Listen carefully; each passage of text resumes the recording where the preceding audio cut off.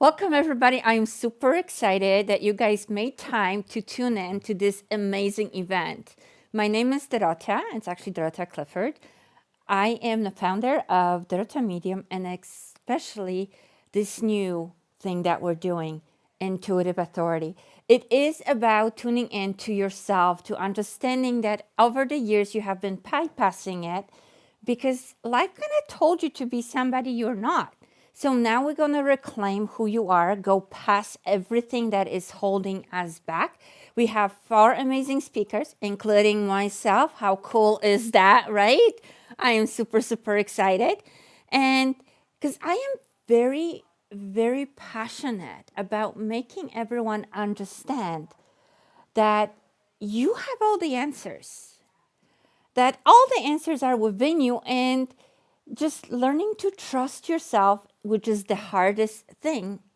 And now you're going to figure out why. So if you guys are ready, because I am, and I have a very first speaker that's going to start us off, which is Margaret Dennis. She's women's empowerment coach.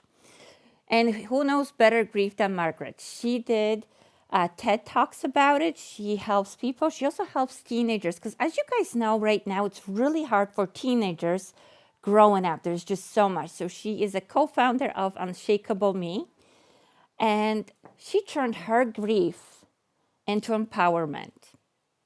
So please welcome with me, Margaret. Great. Thank you. Thank you. Thank you, everybody. I want to say something that might make some of you a little bit uncomfortable. You are not over your grief. And if you think that, you might be doing exactly what you need to do to keep yourself stuck. My name is Margaret Dennis. I'm a women's life empowerment and holistic grief coach and a TEDx speaker. Thank you for sharing that. And I work with women who have been struggling with their grief and help them to heal. But for 13 years, I thought I had healed my grief. But really, what I had done was learn how to hide it really, really well. And today, we're going to talk about bypassing your grief and what it costs you when you do that. Now, I have notes today because I have a little bit of a brain that goes all over, so hope you're okay with the notes. I want you all to think about your grief. Just think about grief that you've experienced. And I don't need you to define it, but I would like for you just to notice it. Notice what's happened. Notice how you feel about it. And grief we've been taught is that it's about death, right? The death of people, pets. And so our culture has set it up so that we can move through that grief, right? We have funerals, people bring us casseroles, we have a few days to grieve, and then we go back to work. But we have defined that particular type of grief in our culture. And it's okay to grieve someone who's died. It's okay to grieve your pet, although some people are like, just get over it, right? But that is only 20% of the grief that we actually experience in our lifetime. And so there are so many other things in life that we experience that we don't recognize as grief. And that's where a lot of problems come in to healing. So things like your marriage ending, going through infertility, having a miscarriage, moving, getting married, having a child, not getting the promotion that you wanted, failing your driver's test the first time, breaking up with your first love, turning into a version of you that you don't recognize, or dreams not working out the way that you thought that they would. Those are all examples of grief as well. And those are things that we don't always recognize have that big grief component. And so we bypass them. We don't give them the attention that they deserve. So if anything in that list landed for you, I want you to notice that. I want you to hold on to that and see what else comes up during today's conversation. Because grief isn't only about death. It's about the things that never happened, the closure that we never got, and the version of ourselves that we left behind in order to survive. And then there's also the grief that happens when we have to show up for work on Monday after our whole world fell apart. We have to walk in on Monday and we have to lead our teams, we have to make decisions, and we have to be the same person we were on Friday on Monday after we have completely gone through something astronomically devastating, and we are fundamentally not the same person. But we're expected to perform. We're expected to be that person. We're expected to show up. And we're expected to leave our grief at home. But grief it's not like something we can put in a suitcase and just pack away. Grief becomes part of you, and it is part of you all the time. You can't put it off to the side. You can't say, oh, I'll just leave it at home while I go to work. And that becomes a really big part of our grief as well, when we have to pretend to be someone that we're not in that moment. And when we do that, that is probably one of the most damaging things we do to people and to ourselves when we pretend that we're something that we're not. So I want to tell you a bit of a story about when I became the world's most accomplished griever without actually fully grieving myself. I want to take you back to 2003. I've been recently married. I wanted to have a baby. I'd wanted to be a mom for my entire life. Ever since I was a little girl playing with my dolls, I wanted to be a mom. Well, as you can expect, becoming a mom was not easy. We went through 6 years of unexplained infertility. They couldn't tell us why we couldn't get pregnant. I was poked and prodded by so many doctors. I took so many drugs, went through 4 unsuccessful trials of IUI, and every time it just got more devastating than the next. And then finally we went, you know what? We'll just do the last thing, last ditch effort. We went through IVF. We threw everything at it. I did acupuncture. We did everything they possibly could. And we were very lucky. We became pregnant with twins. And my husband at the time, we were so elated. We were so excited. We're like, oh, the journey, the 6 years, it's been worth it. We're pregnant. We're going to complete our family with twins. And we didn't want to know if they were boys or girls, because I'll tell you, that infertility process, if anyone's been through it, is the most public process you will ever go through. All the doctors know, your family knows, your friends know, because you share it. And so we wanted to keep that part a surprise. And it was a high-risk pregnancy right from the beginning. When you go through IVF, it is always considered high risk. And I had a few little hiccups along the way. And then at 5.5 months, I went into labor, and they couldn't stop it. And so my twins were delivered at 5.5 months. My son, Isaac, was 594 grams, and my daughter was 574 grams, literally a pound of butter. And they whisked them away to the NICU to stabilize them. And my daughter was the warrior. She was so stable. She was lying in her little incubator. She did really well. My son, he was our wounded. He was very, very sick. And you walked into the NICU, and where our daughter was very quiet with one monitor, our son was covered in IVs and monitors and beeping, and he was very, very ill. And after consulting with the doctors for 3 days, we made the very difficult decision to take him off life support. And so 3 days after my twins were born, I held my son in my arms as he passed away. And as a first-time mom, anyone who's a mom who's been through this, you can just imagine, it was devastating. And I remember collapsing on the floor, sobbing. I put my head in my mom's lap, and I cried and I cried and I cried until I think I passed out. I was so exhausted. But then I got up, I wiped my tears, because I had a daughter in the other room who needed me. And I pushed my grief down. And I went and I sat with her. And I learned how to bypass my grief in that moment, because the amount of grief that I felt, I never wanted to feel that again. That pain was devastating. And so I went into the other room and I was working with Lily, sitting with Lily. And for the next 6.5 months, she was in the NICU.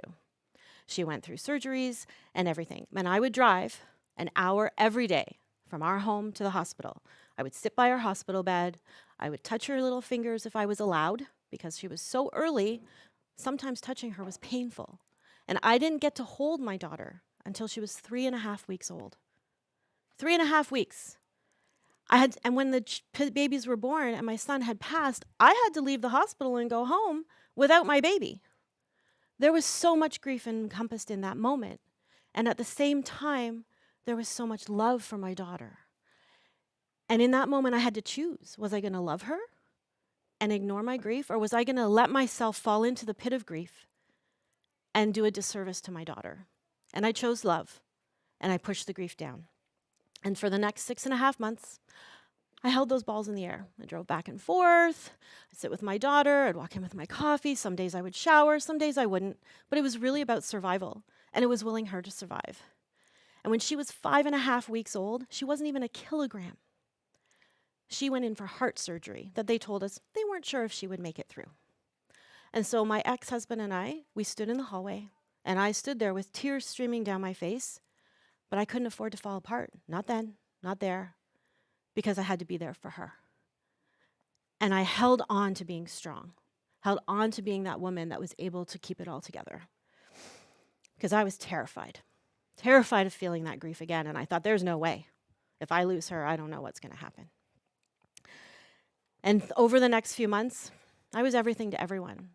I was there for her, my husband, my family, my friends. And in amongst all of it, because we thought we would, this would be a good idea, we bought a business while my daughter was still in the NICU fighting to survive. We thought this would be a great idea. Maybe it was a distraction. Yeah, I was thinking the same thing. Margaret, what were you thinking? I definitely would not recommend making that monumental a decision during that time of grief. There's a reason they say don't do big decisions in the first year. We went all in. And so I went back to work. So I managed work with going back and forth to the hospital and back and forth, all the time keeping those balls in the air, all the time bypassing the healing that I needed to happen. But it's too painful. And one of the things people kept saying to me is, Margaret, you're so strong. I'm so incredibly amazed at what you do. I could never do that. That was the loneliest thing someone ever said to me. You're so strong. Talk about putting an expectation on someone. Because if I was strong, they didn't have to see my grief. If I was strong, then maybe it wouldn't happen to them. Because our brains are wired for survival. And if they see you in pain, it doesn't matter if it's emotional or physical. It's viewed as a threat, right? So people would say, Margaret, you're so strong. And I would nod and I would say, thank you.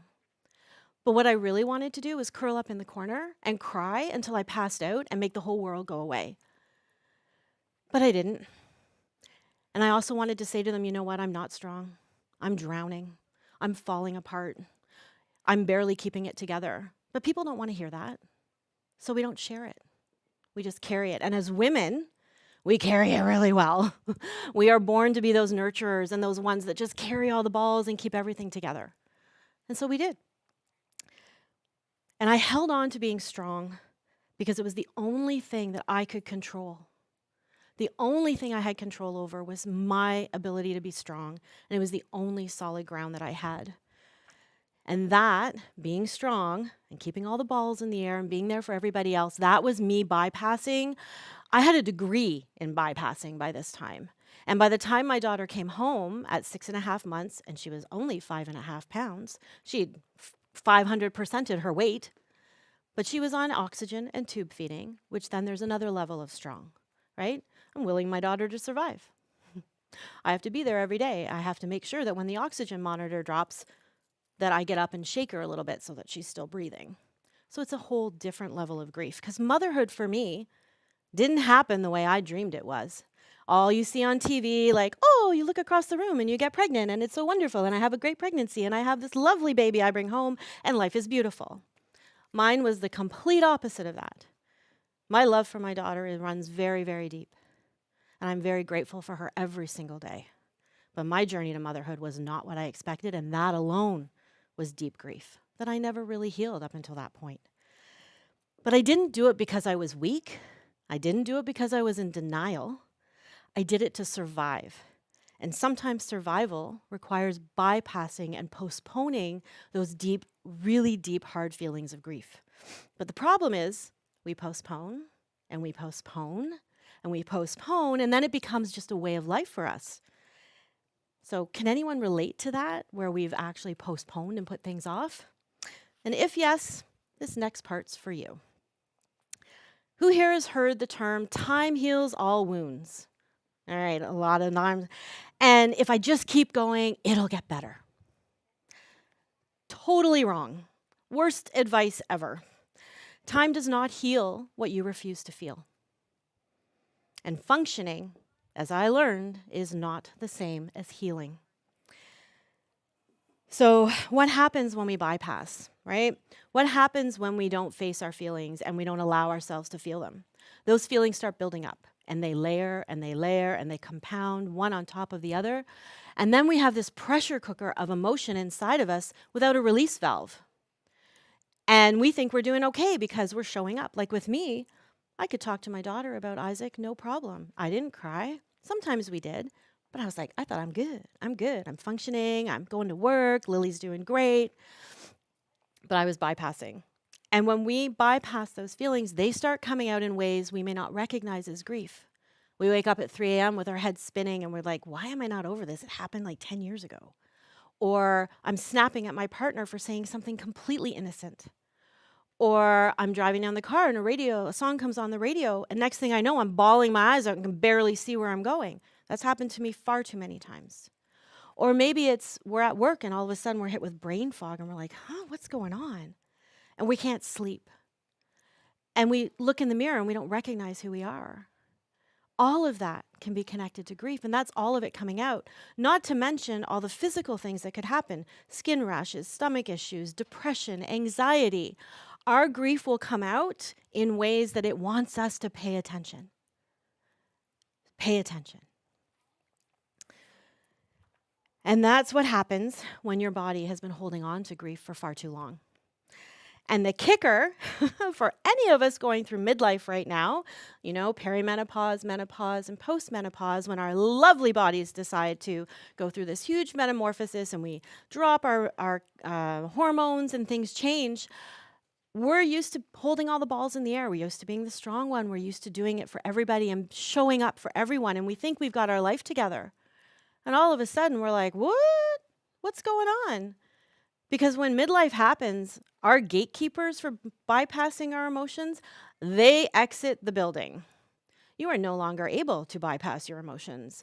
And so for anyone who's moving through midlife, you may be going to your doctor and they're saying, okay, well, take this medication or exercise here or eat this or do this. And you think you're doing all the things that'll support you through menopause. And it's great. I know, I'm in the middle of it too. I'm doing all the things. But somewhere underneath, maybe you feel like, there's something else. There's something else that's going on. Why am I still not feeling like myself? Listen to that. Dig into that, because I will guarantee you it's all the grief you've never dealt with in your entire life. Starting from like when Billy pushed you down in the playground when you were 6, all the way through to the marriages that dissolved, the jobs you didn't get, the career you don't have. And in midlife, it's a reckoning for us. Pay attention, go within, and listen to what your body is telling you.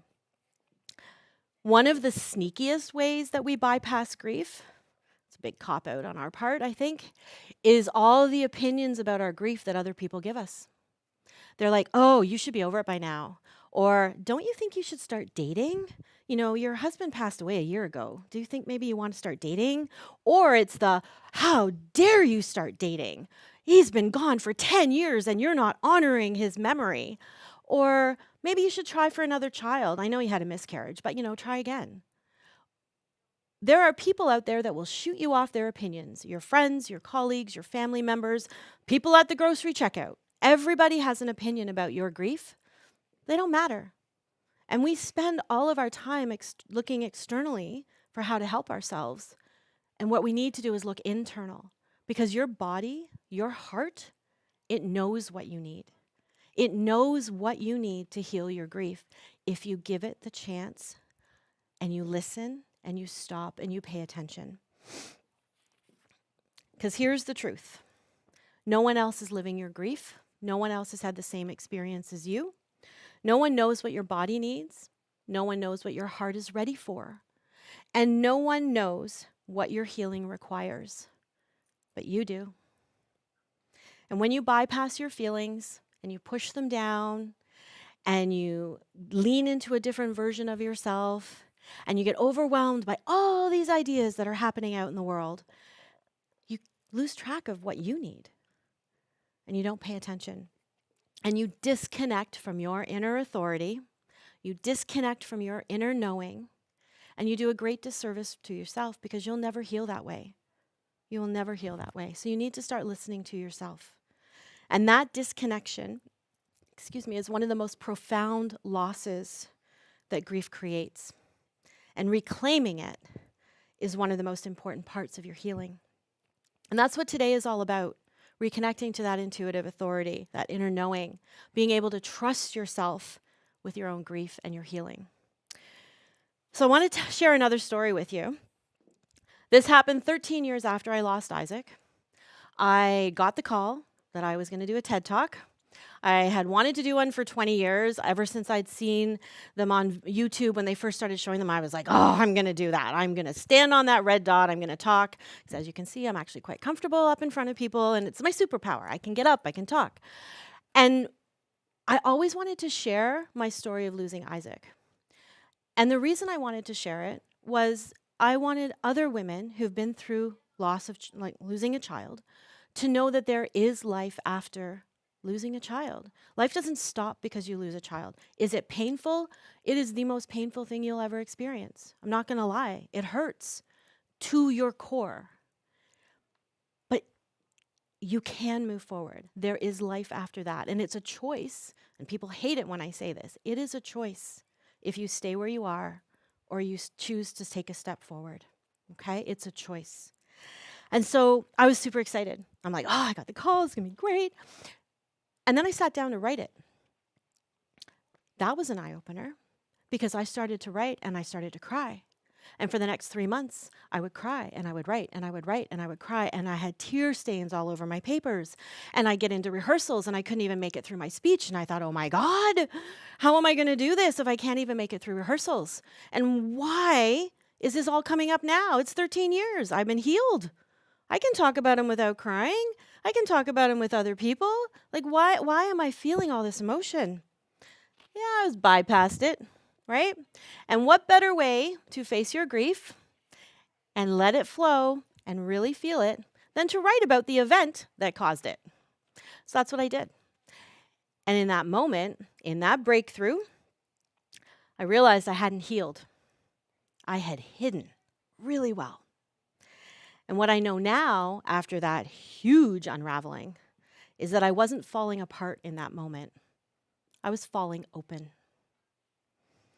And my grief had waited until I had slowed down enough to actually let it in, to actually feel it. And what better way, like I said, than to write about it? For me, writing was cathartic. It was healing. It was allowing those tears to flow. And honestly, at that point, I couldn't stop the tears if I'd wanted to. They were ready to come out. And my grief asked for everything of me in that moment. Every wisp of pain, every tear that I'd cried in the car, every ounce of guilt that I had felt over Isaac's death. Because as a mom, whether you are the cause of it or you're not, which I know from the doctors I was not, you still feel it. You still feel it. It was brutal. It was one of the hardest things I had done. And it was the first time since Isaac had died that I actually felt that level of pain again. But I was no longer bypassing my grief and my breakdown. It became my breakthrough. So has anyone ever said to you, I should be over this by now? Kind of like what I was thinking when I was in it, right? Or you think to yourself, I should be over this by now. Or other people seem to be handling their grief better than me. But your grief is your own. And deep down, you know what you need. And your work is to learn how to trust that inner knowing. Because when we start comparing ourselves to other people and how they're handling their grief, and we're like, oh my God, look at how awesome they are. They're put together. They're showing up at work. They're managing their kids. They're managing their house. They're awesome. They're so strong, right? But you don't see their 3 a.m.s. You don't see them crying in the car before they go into their work. You don't see them snapping at their partner when they're deep in an argument. You don't see them second guessing themselves at work where they never used to. You see them performing just like they see you performing, right? And that comparison trap, it's brutal. So something else I want you to understand too is 2 of you could experience the exact same thing. So let's take a family, for example. You've got a whole family, siblings, parents, and one of the parents passes away. Every single one of you in that family is going to experience your grief differently. It comes from your personality, your experiences, what you've experienced before, your outlook on life. It's all of it. You come at your grief very differently. So if everyone in that family is experiencing differently, I bet you any money you've had judgment in those families where like, oh my God, you're not crying enough. Or how could you say that about our parent? Or there's judgment that comes up from the outside because you're not grieving the way that other people in the family think you should be grieving. But only you know what's best for you. Only you know what's best for you. So I recommend don't spend so much time looking to the outside. Start looking on the inside. Because nobody else will know what you need. You do. And you're unique. And nobody has the map to your healing but you. And it lives inside of you. And you learning to trust it is the most important thing that you can do. And if you trust yourself with grief, this is what it might look like. And when you listen to your body might say, you know what, I really need to cry. Cry. Or, I think I need a nap. That was a big one. Go have a nap. Or, I want to scream. Scream. Or, I think I need to lie down on the earth and just feel held by something solid. Or maybe I need to dance and I need to sing, or I need to laugh, or I need to cry, or journal, or write, or paint. Or sometimes I just need to sit in silence. Or maybe I need to curl up in my jammies with a big bowl of popcorn and binge watch Netflix for the entire weekend and shut myself away from what that grief is bringing up for me. You know what you need. Just don't bypass it. Listen. And if other people are judging you and telling you you're not doing it right, don't listen. That's the hardest part because we want to belong, right? And when we push people away, we think we're not going to belong. That's a whole other conversation. But it's listening to ourselves and honoring what we need. And your grief needs you to stop pretending, stop managing, stop pretending to be fine, and let it be what it is, if only for a few minutes. Because there's no wrong way to do grief. No wrong way at all. You do grief the way you need to do grief, and you heal what you need to heal. And it'll take the time that it takes on your timeline. And it's unfortunate that our society doesn't support us in doing that yet. That's my mission. We're going to get out there. We're going to get it to change. But your grief, your way, your timeline, full stop. And if you're still feeling your grief 5, 10, 20 years later, all that means is that your grief didn't have enough time to heal at that time. So give it the space, give it the time. And I'll bet a lot of you are also thinking, oh my God, I am so afraid if I start feeling this, I'm going to drown in it. I'm going to feel this grief and it's going to hurt so bad. And what am I going to do? And I'm going to get stuck in it and I'm never going to come out of it. And how am I going to be a mom and a wife and a VP and all of these things? What's going to happen if I start allowing myself to feel the depth of this pain? Well, I want to give you an analogy. I'm sure we've all seen toddlers out there who have these temper tantrums and they cry and they're like, ah, and they go on for like 5 or 10 minutes. They give it their all, which we can all learn something from that. If we embraced our emotions like that. But when they're done, they go, they have that jagged cry, and then they relax, right? And then they sleep. Because guess what? They can't manage that level of intensity forever. And neither can you. And so if you allow yourself to just ride that out, ride that wave, feel that emotion, it will end. And it may come back an hour later. But guess what? You'll have made some more space for you to feel more love, feel more joy, without feeling like you're one step away from your own life. I was really afraid to feel the depth of my grief over losing Isaac. And so I bypassed it for a very long time until I couldn't. And I'll tell you, the best thing I ever did was let that go. And not let it go as in, bye-bye, see you later, I don't think about you anymore. It's, now I can think back on him with so much more love and peace, and I fully step into my life now. I feel the joy to the depth of my soul. Whereas before, I felt it, but I didn't really feel it. And that's a message that I want to leave with you guys today. We're going to go to here. So your job when you're going through your grief is to really try the tools that you have. Ideas, there's going to be a lot of books out there. There's going to be a lot of people telling you what to do. You need to choose what works for you. And so if I leave you with this, your intuition about your grief is not wrong. It's wisdom. It's awareness. And I want you to trust your voice because it's been trying to guide you all along. Thank you, Margaret. Thank you. See you guys. Isn't it different way of looking at a grief? Because we do really look at it as somebody crossing over to the other side. We don't realize how much grief we carry from day to day, just by even a breakup. You know, some people carry their breakup from their first love to their new marriages, and they just keep piling on it, and they don't open themselves up or are not present in the relationship because they do this wall where if I open up, that means I'm going to get hurt. So yes, I love you, I'm with you, but I'm going to keep that little wall here just in case. But that wall is just simply unprocessed grief, unprocessed emotions. So I love how you have spoken about it, Margaret, how you give everybody a different look. And this is exactly why I'm passionate about intuitive authority. And this is my vision, to show you guys that you are so much more, that you have all the answers, and it's okay to heal. Especially now, there's a lot of shadow healing that is very popular. However, they basically tell you to grab that shovel and go digging. And that's the last thing you want to do, to go digging to see what issues you have or what unhealed traumas or griefs or you have. This is taking it one at a time as it presents itself, but give yourself space and time to feel it. On that note, I want to thank Margaret very much for being here with us, and I trust you guys learned a lot from it, right? Was it a little bit personal for you? We do have a chat also going that we will have a panel at the end. So if you have any questions, hold them up. And if you're in the chat, throw questions, share your stories with us, and we will get to it today with you if you're live. Otherwise, we'll answer in the comments later. So thank you again, Margaret. Thank you. And as I have mentioned, intuitive authority is more about yourself being yourself. You guys heard about, be authentic, be authentic. But the truth is, you're not really being yourself, because again, if you have to scream that so much, then you're not allowing yourself to be who you are, right?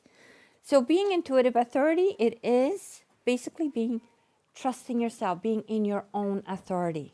Not because you already are authentic.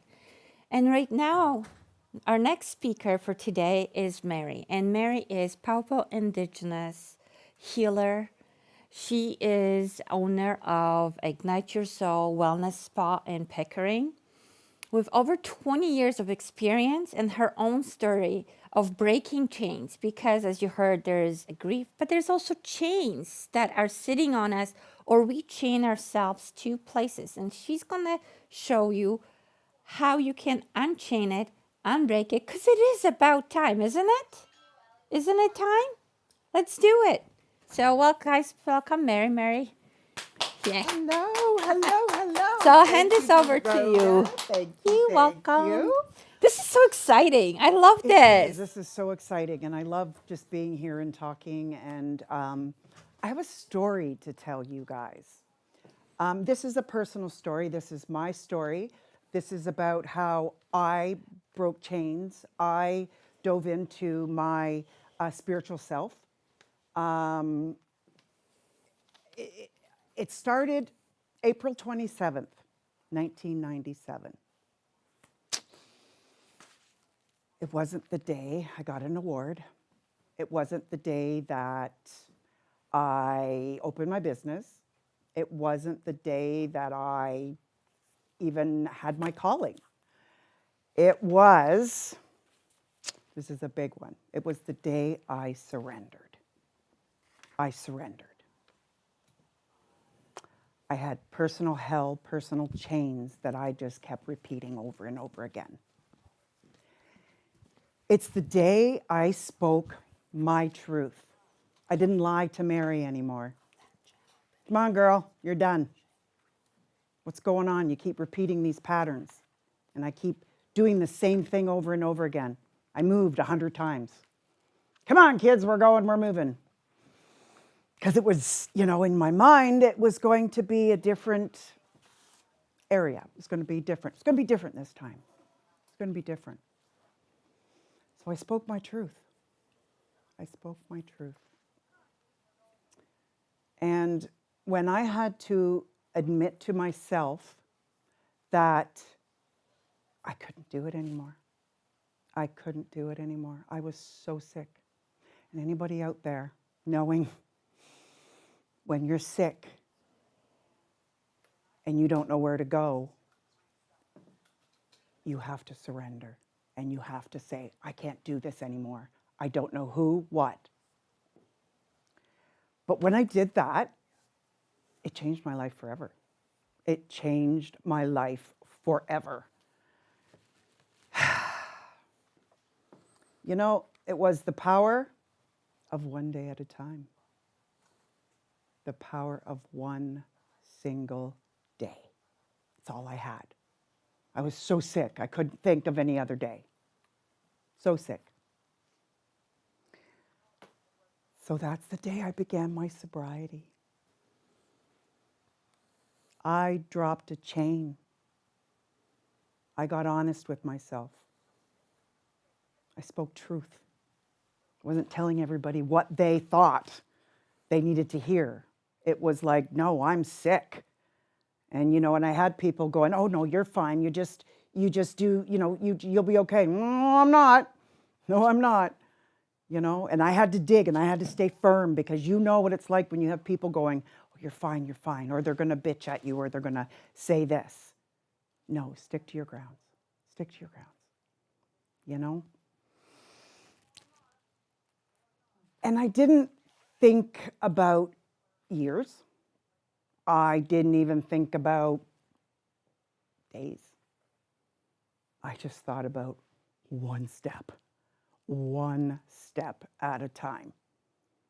And then that became, after a while, I started forming a habit, and that became my truth. That became how I lived my life. So when you are an alcoholic and when you're active addiction, on anything, addiction, you could be addicted to anything. Could be food, could be this, could be that. But if it's in your soul and it doesn't feel right, ask yourself, what's going on? What is going on? There's something in there that is not feeling right. And what do? We push it down. We drink. Some people fight. Some people, you know, it's at their husbands. It's at their families. It's just because it's something that's inside of us. And I picked one day without picking up. One day. You know? And, you know, and I had the shakes. My eyes were rolling in the back of my head. It was scary. And I just kept going. I didn't know. I was like, oh my God, I am so sick. And I did choose one day. I just chose today. And then all of a sudden, the next day came. And I chose that day. And one day, I just kept thinking to myself, I just have to keep taking that step. I just have to keep going forward. That's all I have is that one step. And I did it. I took one step. Because as we think of all the things that we do or have to do. I have to do this. I have to tell this person. I have to do this. I have to do but you know what? It's not even here yet. Stop. Sit in your power. Sit in your power. You are powerful. Sit in your power. Because it's a wonderful gift. It's a wonderful gift. And I just kept going. I kept saying that I had a vision. I just kept saying, it's going to get better. It's going to get better. And then I just started noticing like little things. Like I woke up on a Sunday morning, sober. That was powerful. Waking up on a Sunday morning, and then actually I walked outside, and all of a sudden there was this beautiful tree in front of me, and I saw this bud on the tree. And I felt like it was me. It was just starting to grow off of this tree. And I stopped in front of it, and I was like, okay, that bud was me. I was on that tree. And ever since then, I started getting little messages because my truth came out. So every step I took, it was a learning experience. So every day I was looking for that bud into something. Maybe it was somebody I learned from. Maybe it was, but I was always learning. So here I stand in front of you, unbelievable, going on 29 years sobriety. 29 years. One time I couldn't even make it 29 minutes. 29, one day at a time. One day at a time. Because that's all we have. It's an amazing journey. I had a lot of people that were waiting for a phone call to say, she's gone. But they didn't. They didn't. They got to have me, the me right now. 29 years. I'll be celebrating April 27th, 2026. I'll be celebrating that day because I earned it. I earned it. I took the steps. I stopped the people. I stopped the noise of everybody giving me their opinion. I stopped it. You can too. You can too. I promise you, you can. Promise. I just want to tell you that the power of one day at a time is not just a slogan. It's not just a slogan. And if you can incorporate that in your life every day, you got it made. You've got it made. Because the slogan, it's there for a lifetime. It's there for a lifetime. You got tools. We get tools on our shoulders. I've had many, many, many people and many people and counselors and addiction therapies and, you know, any kind of therapy or books. I was in it. I was so feeding myself. I was a year and a half sober, and I asked to go into a treatment center, a women's treatment center. Best decision I ever made. I made arrangements for my kids. Made arrangements. And I went away for a month. Went away for a month. We had classes. We got up every morning. And we went to the schooling that we had was incredible because it was learning, why are we addicted? Why do we go down that road? They're showing us icebergs. I'm like, what the hell? Iceberg up here is like that, but under here, oh, I got it. I got it. The water and not, yeah. But we have so much power inside of us to continue on that one step at a time, to continue on. So this one I struggled with for a very long time because I probably got sober maybe 5 or 6 times. Yep, this was it. Yep, this is it. Yep, this is it. You know, this is it. So, surrendering, that was powerful. That was powerful because that, to me, before it felt like weakness. It's like, oh no, you can't do that. It's like, oh, you got to keep going. But I surrendered. I surrendered to me. And it was the best thing that I ever did in my life, was to surrender all those crazy thoughts, all those crazy actions. You know, life was just, it just felt the chains were all there, all the links. I started drinking because it was a normal thing. My dad came home and had a beer after work and sat in his chair. I thought that was normal. I don't know. I thought that was normal. So then when I started my domestic career, I did it. I went to work, came home, had a beer. And then it started. Because that was normal to me. And I didn't know any different. So when I open my heart to the guidance that I had from my angels and my higher power, whatever it is for you, whatever it is. Some days it was my kids, well, always my kids. It was like, there's no way. No, they are going to grow up like that, and I don't want them to do that. But if they do, that is their life, that's their choice. But I want them to see they don't have to stay there. They don't have to stay there. So I just wanted to thank and have all the angels and all of the people that have come before me in my pathway.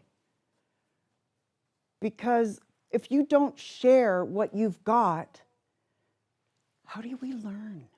How do we learn? You take one look at me and you're saying, oh my God, wow. 29 years. Yeah, 29 years. That's a lot. Recovery? Wasn't easy. Because, like I said, you have to dig. And sometimes it's uncomfortable. Well, it's uncomfortable. But then when you break through that chain, it's, you take this breath, literally right here in your gut, and you go, this is the right thing. Keep that feeling, Mary. Keep that feeling and keep going. Keep going, because one step at a time. My recovery was sick. It was this. I had to learn, and I had to learn how to relive life without alcohol, because that was my drug of choice. And I did. The funny thing is, I'm going to backtrack a little bit. I was a bartender. It was so convenient for an alcoholic. But I was a bartender. I was a year and a half bartending, sober, and I went to when I went to the treatment center. But people were saying, oh, is that a good idea, Mary? And I'm like, you know what? I'm learning. I'm learning that I'm on this side of the bar, and I don't want to be on that side of the bar anymore. Because I was there. I could walk in any bar. Hey, what up? I could do that. So everything that I did, I'm not going to go back, oh, I should have done this. Oh, I should have done that. No. I took that as a lesson, a wisdom. I took it as my sacred wisdom. Because this is for me. And I wake up every day and I'm an alcoholic. I'm a recovering alcoholic, but I'm an alcoholic. And that's staying true to me. So the moments of doubt, the moments of fear, the moments of just, am I going to get through this? They all got replaced. They got replaced with, what am I going to learn today? Who am I going to meet today? And I make sure I learn something from everybody. Because that's why we're here. That's why the road you went down and you went down and you went down. That's why you did that. But each time I remembered, no matter how hard it was, because you go through what? Go through death. Death was a big one in our family, because that was when you went in the parking lot and drank. Oh yeah, you all know that. Back in the days, it was like you was just funerals and that. So it's like, that happened. It's like, okay, what am I going to do now? So I planned things that's going to make me safe. I'm not going to engage in that. And then another thing was the moving, when I had to move, because that's when you would grab a case of beer and come and, get everybody over. And it was like, what did I do? So you know what? I relearned, retaught my brain. And I went and got cases of water. I got cases of pop. I got any kind of liquid that I had and kept it, because I realized in recovery that what's going on with you, Mary? And I'm like, you know what, really? What's happening? I'm thirsty. I'm thirsty because I asked myself, why are you thinking of something bubbly? Because I was thirsty. So when you're self-care, you know, oh, okay, I got to look after myself. Just like when you know, go to sleep. Know what you want. Are you hungry? You know, you've got all these other things that happen in your life, but reach it in, reach it in. So I built the foundation that I have now on one step at a time, and a vision that I had probably since I was a little girl. And my spiritual journey happened the moment I stopped, the moment I surrendered.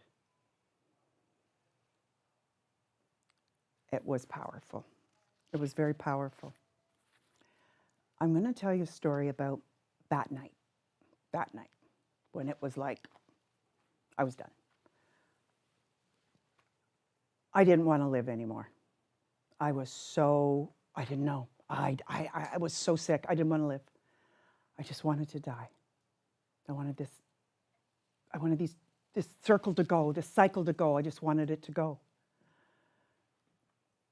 So, of course, that night I was so drunk, and of course fighting with my husband and all that stuff, and of course everything, and I just knew, I just felt so heavy, and I just knew, I don't want to be here anymore. I don't want to be here. I don't know. I sat on the floor in my bedroom, and it was almost like I sat in a ball, and I just cried. And I was just, I can't do this anymore. And I was about to get up, and all of a sudden, no word, I felt beautiful, warm blanket, hugs, wings. It was around me, and I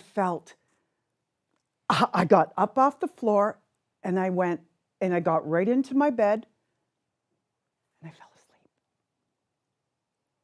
And I woke up the next morning, and it was April 27th, 1997.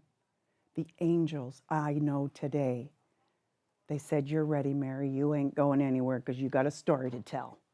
So they picked me up when I was ready to go and do something in another room. They picked me up. The warmth was amazing. And anybody who's had angel experiences know, you know it's an angel. They picked me up and they put me in bed. And then I woke up the next day, and I knew that was it. I knew that was my journey. So listening to the quiet sounds inside of me was all new. And all the angels that I believed that I had around me, guiding me. I started hanging around people that were like me. So I would go to meetings, or I went into like counseling sessions for addictions. And I just kept learning and learning and learning. But it was just all about me. I had to be. Because the angels not only led me to sobriety, they led me to my purpose. And let me tell you, when you find your purpose, look out. You just keep going because it feeds you. And I know what my purpose is. I really stayed focused, and that's one of the things that I think that you need to do is stay focused. Stay focused, and that's what I did. I stayed focused.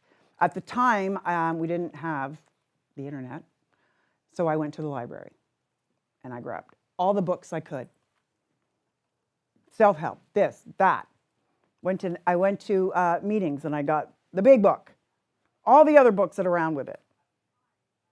I just needed all that stuff around me. I need it. That's me. That's me. To this day, I have books up in my room, and I just so I can look at them. They're up there, but I see it. I see, yep, that's me. I'm up there. That's my book. That's my power. That's what I am. And the vision that taught me, that kept me going, it was my vision. this vision that I had, I'm going to tell you this story too. This is a drunk story. And it's with my best girlfriend that I've had since I was 14 and she was 17. Okay? So everybody knows that we got one of those friends in our lives that we just, she's it. She's it. So we were sitting on her floor. I came for a visit. We were sitting on her floor in her kitchen. I had just come back from a trip. So I brought back from the States a 60-pounder of vodka.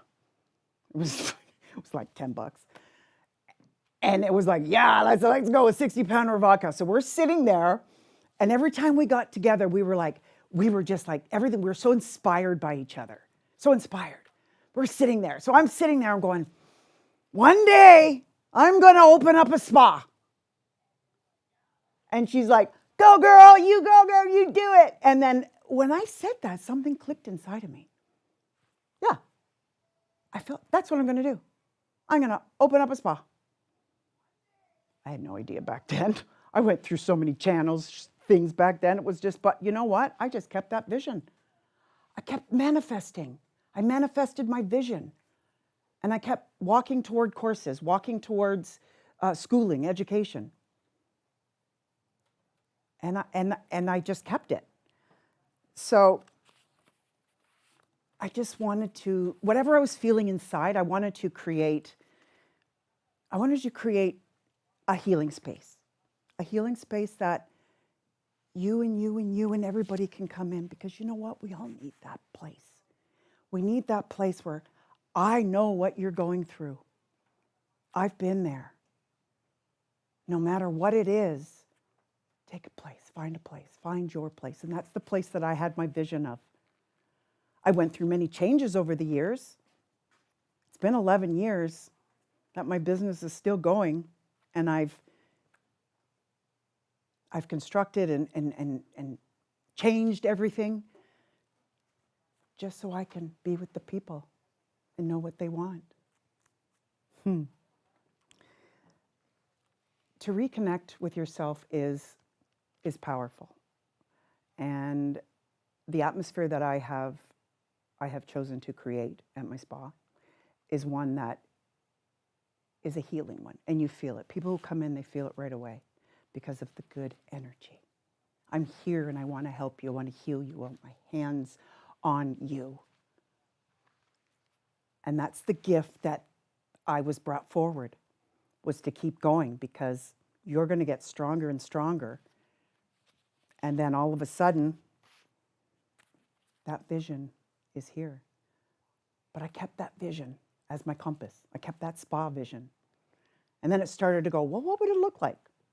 Then I started picking colors out in my head. Oh, it looked like this and this and this. Look at this, this and this. So at the time, I was just very blessed, very blessed. So my lessons came to me in the amount of freedom. Freedom is an amazing gift. Freedom from yourself, freedom from your chains, freedom from, why am I doing the things that I'm doing?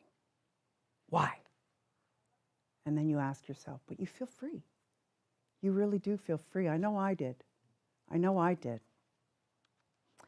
So sobriety has given me everything possible that I could ever have. It has given me my soul purpose. And I know this is my soul purpose, because I keep getting guided to go higher and higher and keep helping and keep talking. And I have many stories to tell of healing. So, and when you have clarity in your life, everything goes smoother. Yeah, I know what I'm going to do. I know what I'm doing today. I know what that vision is back there. So that's what happens. So I don't want to have any more chains. So the chains have been dropped. And one of the life lessons it is. So in closing of this beautiful little message that I have to you, I have one thing to tell you guys. No matter where you are, no matter where you are, no matter where, you don't have to stay there. You don't. If you think you've fallen and you can get back up. You can get back up. You have power. You don't have to see the whole road. Just have to see one step. One step. And that's the power of one day at a time. I have a life filled with purpose. My life is here. And if I can break a chain, so can you. I'm glad I'm here today to tell you what my story was. I hope that it gives somebody an inspiration. This is going to be the start of my speaking journey because I want everybody to take something away from this. And I've been blessed over the years to help hundreds and hundreds of people see things differently. See things differently. I got to keep going and keep learning. So I want to thank you all. Thank you, Mary. Thank you. Thank you. Thank you. As Mary said, we are chaining. We sometimes chain ourselves to our past because we use our past or people that we know or their habits as an excuse. I'm going to do it just because, right? And when we do that, we really are using it more as an excuse. And sometimes it is because we didn't know better. However, sometimes we use it because we really, do we actually want to change or are we just comfortable? Because to stop bypassing, that means is you really have to have a look at yourself. Because a lot of times what happens is we use our circumstances that we know as an excuse to make it okay to keep ourselves there. And what happens then? We have big dreams, but can we accomplish them? No, because each time what we do is, well, it didn't happen because, but in the same time, you didn't trust yourself. Because it takes a step at a time, a moment at a time to start changing. If you want to be managing energy in the big rooms, you have to understand that you are part of that energy. You have to understand that everything that you came from does not define you. It's more a road that was put in front of you, and you can choose whether you want to keep walking on it or not. And Mary is breaking chains. And I want the same thing for you guys. I really want you guys to start breaking chains. The biggest thing is stop running away from yourself. Because guess what? Wherever you go, there you are. How cool is that? Not at all, right? You can't run away from yourself. No, You can't. no matter where you go. And when you're walking somebody else's path, guess what? It's not your path. So again, you're hiding. So no more bypassing. That's why I am so passionate about this vision of intuitive authority, because you are meant to understand that you are so much more than what you say you are, or what you think you are, or what somebody else told you who you are. But we're going to get that in my part. Thank you, Mary. Thank you. Thank you. Thank you. And right now, guys, we're going to transition into have a little bit of a different look. You guys heard about a grief, which was a little bit of a counseling, a little bit of spiritual go through. Then we had Mary talking about breaking chains. And now we're going to have Joe come and speak about from a different perspective, because you're going to see that it all is related, no matter how you look at it. And Joe is HBC.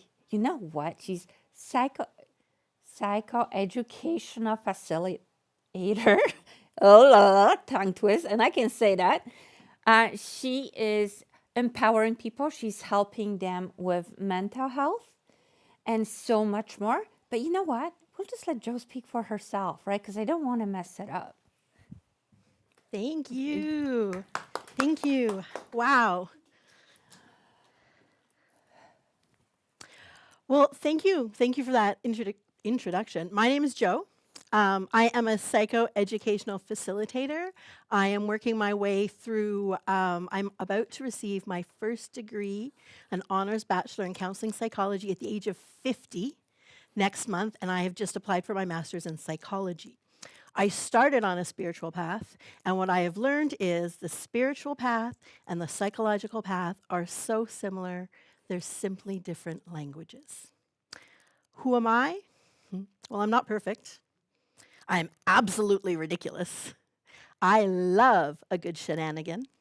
I like to think that I'm kind and I'm compassionate and I am a connector of people. But that's me and I've done the work. My question for you today is, who are you? Who are you when you strip down? When you take off the titles and the shoulds? You can't say Mr. or Mrs. It doesn't matter if you're a doctor or a grandmother, if you're in a band, if you're a dancer. I mean, these are all important for you, absolutely. But they're not who you are. They're the roles and the titles you carry. What I want to know is, who are you within that?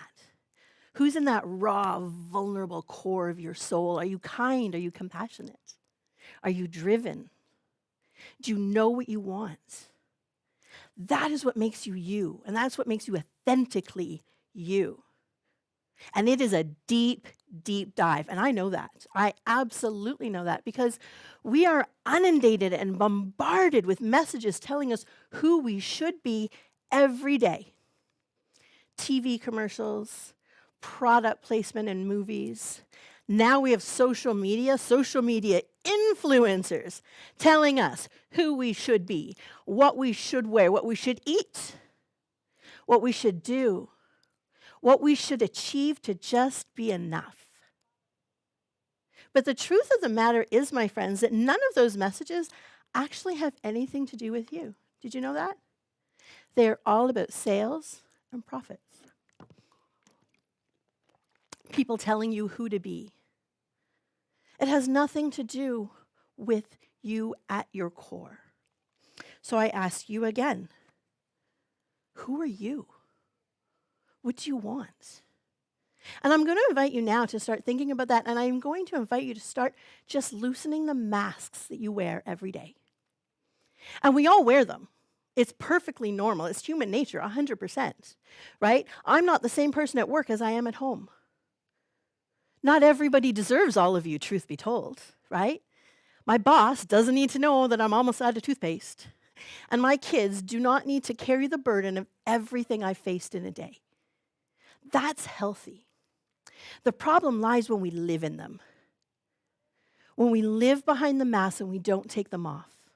When we let the shoulds of society dictate how we live. That becomes problematic. And in there, we lose our connection to ourselves. We lose our connection to our people. We lose our connection to our intuition. How can I know who or where or what I'm supposed to do if I'm not connected to myself? When we disconnect from ourselves, real loneliness seeps in. Have you ever felt that? Have you ever walked into a room full of people and felt completely alone? It's the most alarming and vulnerable feeling, isn't it? Because here's what I know. Being alone has nothing to do with not being surrounded by people. Feeling lonely is about not being heard, not being seen, and not being validated for who you are, the important stuff. And when that loneliness seeps in and the longer you sit in it, the harder it gets to get away from it. And I know, my friends, I know because I've been there. I've grown up not feeling enough. I got married not feeling enough. I have had 2 great careers behind masks. And these masks, they cost me a lot. Because the longer I sat behind them, the lonelier it became. It affected all aspects of my life, from my work to my personal life, my anxiety, my depression, my relationships, my family, and my children. It's really, really hard to step away from that because it feels vulnerable. But here's something else I know. Your people, the people who you're going to make heart-to-heart connections with, cannot find you when you're behind a mask. When you're living a life you should be living, the ridiculous people who I align with don't know I'm ridiculous because I'm doing the path. Having the courage to step off of that and to be seen for who you are, that takes courage. But that's where you find the magic, where you find the belonging, and when you find the people who will celebrate you for who you are. For me, I had to release them because it came to a point where it was heal or succumb. And nobody wants to admit that, but we all have felt it. And healing is hard because healing means being real. And being real is terrifying. Because we're humans, my friends. Human nature, we are a collective species. We are social creatures. We want to fit in. So being real, we all face this fear of what if I step up in all of my ridiculousness and I give a speech and nobody likes me. It sits in the back of all of our brains, whether you admit it or not. And there are people who are so damaged that they will say, I don't care who likes me. But I will tell you right now, it's bullshit. It's human nature. We're social creatures. So let me flip the script for you. My friends, if you stand up and you are doing your thing and you are having a great time and you're celebrating you and somebody doesn't like you, so what? They're not your people. Let them go. The people who like you are going to see you and they're going to celebrate you. And now you get to choose who you're going to focus on. Those who don't like you or those who do. And the more you focus on being yourself and being open and surround yourself with the people who celebrate you within that, the more you're living that authentic life. It just happens. You're not trying. You're not a part of a program. You're just showing up, and that's beautiful. So my friends, if you like golf, go to a driving range. If you like music, go to concerts. And if you like art, surround yourself with it so that your people can find you. I am not going to find my people at a 5 a.m. running club. It's a hard truth. And there are people who are going to come on here and they're going to be mad about that. Because there's always going to be people who don't like you. That's okay. I'm sure they're lovely people. They're just not mine. I will be at a painting class at noon. That is what we call alignment. That is where I get lifted up. And when you're doing the things you love, this, my friends, is when you start to look around and see who's surrounding you. Those are your people. Those are the people who love the same things you love, and this is where you get to make those deep, heartfelt connections. Because when you're doing the things you love, when you're feeling aligned, your energy shifts. Whether you're spiritual or a psychological student, energy is everything. Ask Albert Einstein. And when you're doing what you love, your energy comes alive with you. And pay attention to who is attracted to that. And then pick your people. It doesn't mean you have to like them all, but that's your people to pick from. Those are the people who will see you and appreciate you and lift you up on your bad days. They're never going to tell you you're not enough. They want you to succeed. And it's hard. Of course it's hard. It's terrifying. But it's worth it, and I promise you. My friends, I invite you today, if you do nothing else, to give yourselves permission to let go of perfection, to let go of the shoulds, to let go of the titles and the masks, and dig deep into who you are. I invite you to go out in the world and play. Get messy. Try new things. Eat new foods. Find the things that make you light up inside. And that is the key to living a happy life. You have to decide, am I happier at a concert? Or am I happier at a mall because the greatest sale ever just dropped?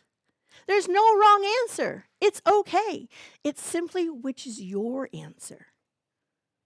And follow that. Forget the social norms. Social norms set us up to fail. Social norms set us up to feel like we're not enough, so that I'm going to go and buy Jill J's lipstick and feel better about myself. But at the end of the day, it doesn't work. So look at who you are. Look in your mirror. Remember what lights you up. When you were a child running through a field, when you were swinging on a sunny day, what made you excited? And go back to that. Have fun in that. Play in that. You get one life to live. How are you going to choose to live it? Right? And we hear that. Actually, we hear that we get to live once and die once. But the truth is, we die once and we live every day. Every morning we wake up and we make a choice. How am I living today? Do you have a favorite color and does it show up in your wardrobe? I choose what I wear every day because it makes me feel good. I choose if I hit snooze or if I get up and I chase the day. And sometimes I hit snooze. But that's okay. It's my stuff. I've made that choice.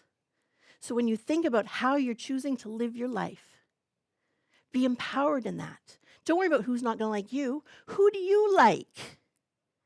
That's power. That's connection. And that's healing. We all wear masks. That's healthy. Living behind them. Letting shoulds dictate our lives. That's when we become sheep. I just have one more thing for you, real quick. And I'd like everybody who's here and who's listening and who's watching, unless you're driving, stay driving, to just ground down for a minute. Let your feet touch the floor, let your shoulders be soft. Close your eyes if you like, or just let them be soft. But I would like for you to imagine yourself 100 years old.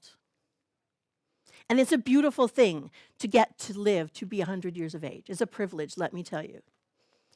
And at this 100th celebration, all of your people are going to come around and they're going to talk to you. They're going to talk about you. And they're going to tell the stories of how you've impacted them. They're going to talk about your values and your accomplishments. And as you sit and you think about the people in your life celebrating you, do the things that they're saying about you make you happy? Do they align with who you feel like you are on the inside? It's your life. Every day I wake up and I choose authenticity. I choose my ridiculousness. I know I'm not perfect, and I love chasing shenanigans. I have a small social circle, but my people support who I am, and I live a really happy life. My name is Jo Mazgay. Thank you very much. She ended that really fast. She ended that really fast. I got so into your speech, and that is so true. We bypass Bypass it. so much. Autopilot. Yeah.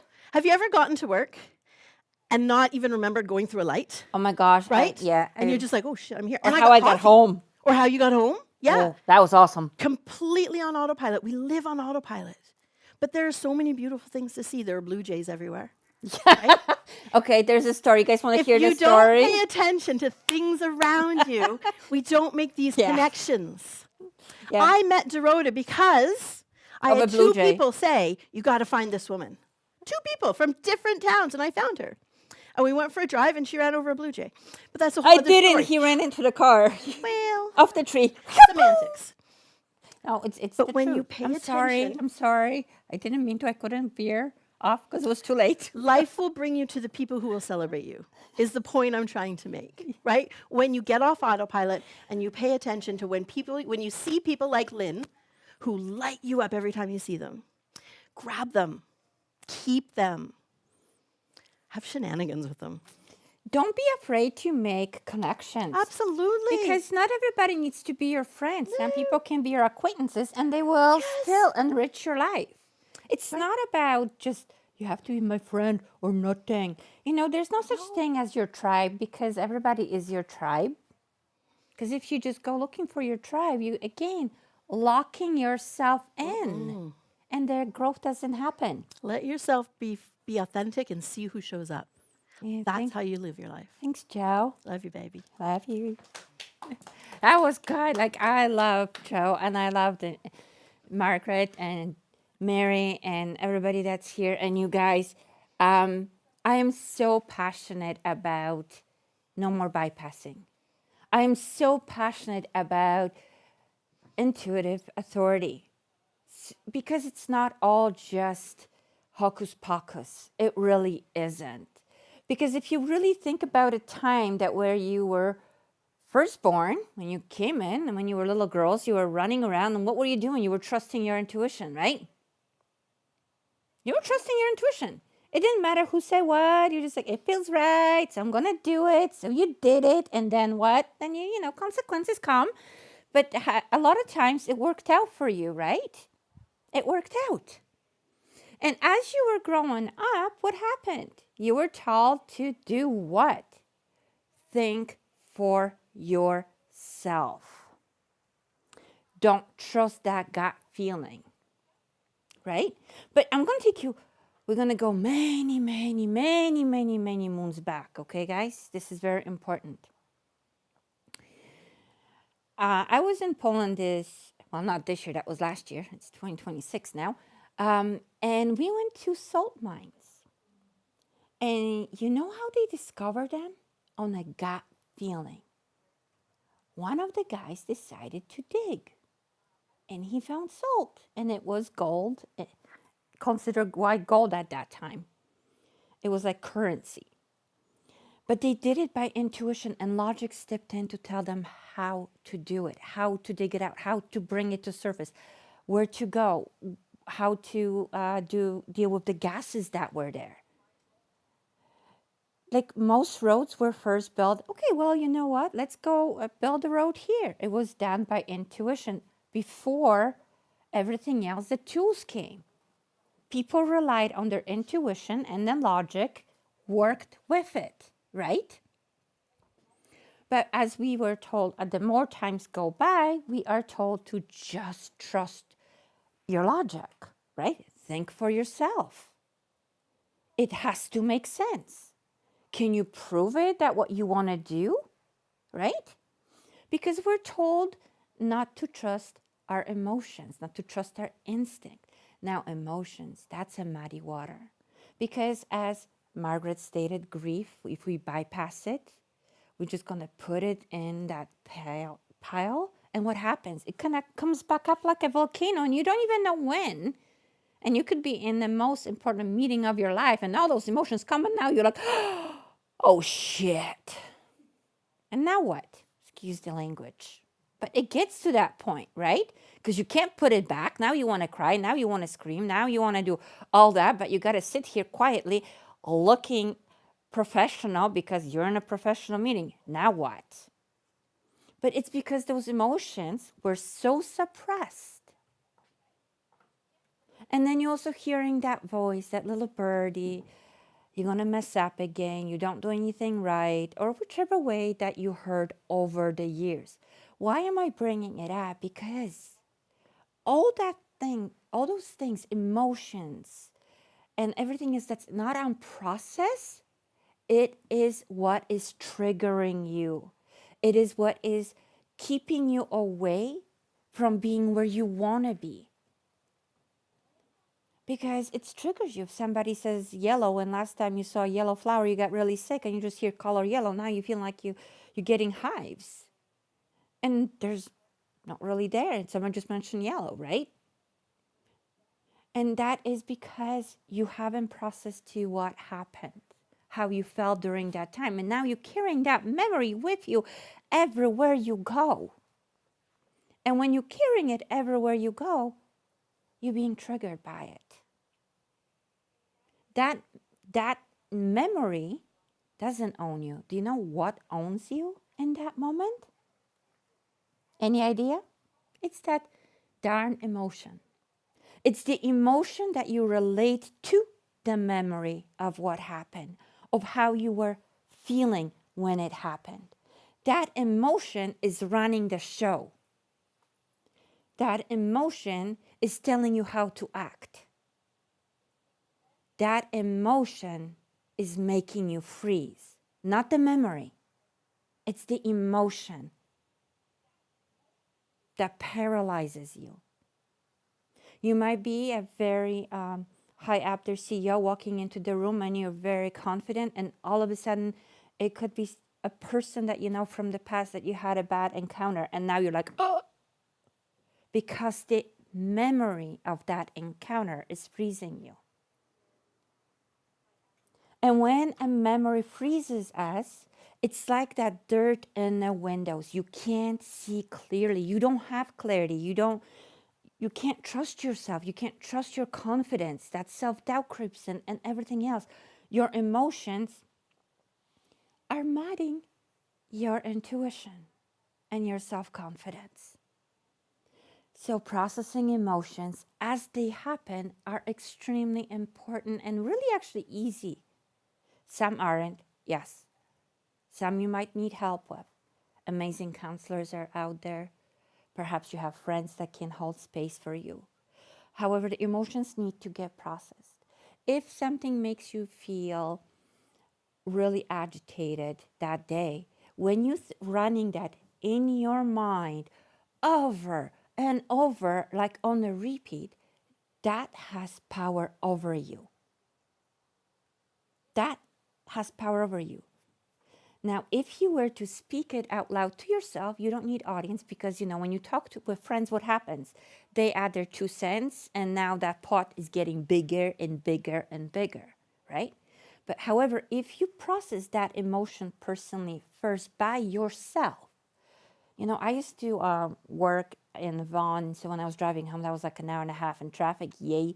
I would process a lot of things because I used to work as a store manager.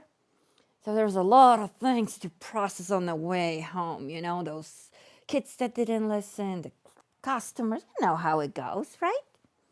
However, when I was driving home, I would talk out loud to myself. And I would go, okay, well, that today was a day. Holy moly, that person, seriously? I know about right? And because I was speaking out loud, it didn't get locked in here. So by the time I come home, when my son said, how was your day? I'm like, you know, Joanna. And then you just move on because you already processed it. It's just like, oh, Joanna, right? Because it's processed. So I have nothing to hold on to. And if you say, well, what'd she do now? Don't worry about it. Why? Because the emotion got processed. I know what she did. I don't need to feel it again. And I don't need to get it fueled by it again. Right? So that also means that next day when I'm opening with Joanna, I already processed the emotion. That means is I don't have anger towards her. I'm not frustrated with her, and I'm not going in defense. I'm just showing up to work as me because I processed that. So I can say to her, good morning, Joanna. Okay, let's go see what we've got for today. Because it's processed. So she has no power over me. Because if I went home thinking about what I had to deal with her, it would have power over me. It would run. I wouldn't sleep. How many of you have sleepless nights going over the same things? Over and over and over. How is that working out? Not the greatest, right? And what happens then? Then we pick on people that we love because we're frustrated with that person, but we're going to take it out on you because you left your shoes in the wrong corner. Oh, no, I'm not really mad about those shoes. I'm mad about Joanna, but I'm going to tell you off because I can. And we do that, right? A lot. What does that have to do with intuition? Emotions just cloud us so we don't even know what we're going.